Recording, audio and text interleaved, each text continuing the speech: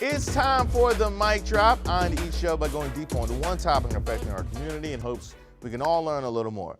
Now ask anybody you know how they like to be talked to. What style of verbal communication they like to receive. Chances are they're going to say they like it upfront and direct. Just talk to me. Tell me what's what and what you need. And we can work it out like grown folks are supposed to. Anyway, that's the energy we say we want, but that's not the energy we're giving out, is it?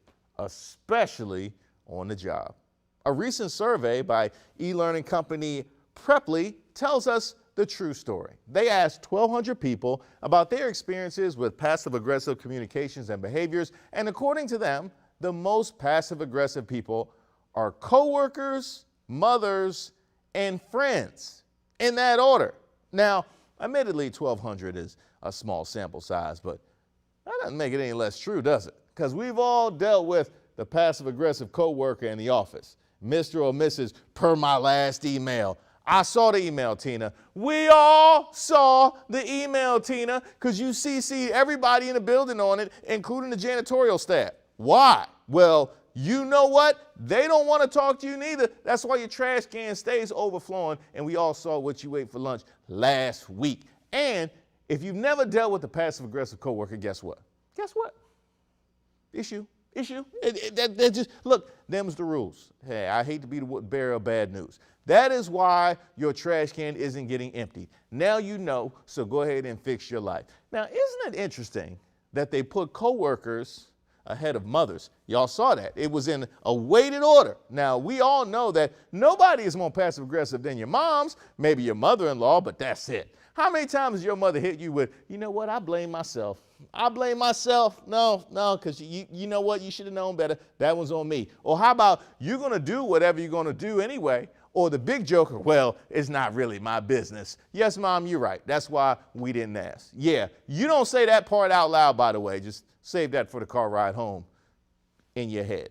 And speaking of passive-aggressive phrases, Preply actually lists the top 5 worst as, if that's what you want to do, that's what I want to do.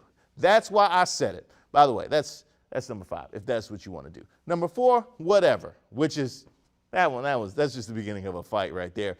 Coming in at number 3, no offense, but. Now, you know, whenever somebody says no offense, trust and believe they mean all of the offense. Which brings me to, why are you getting so upset?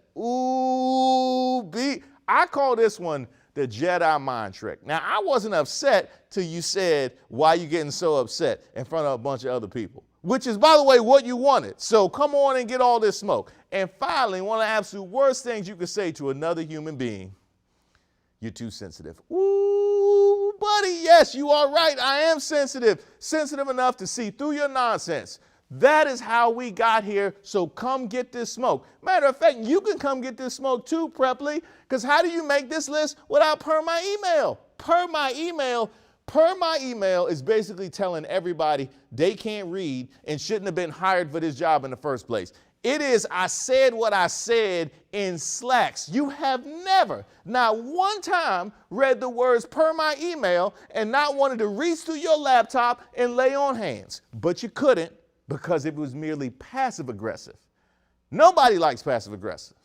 But we all do passive-aggressive. Why? What are we so scared of? How about we try aggressive-aggressive? Why not?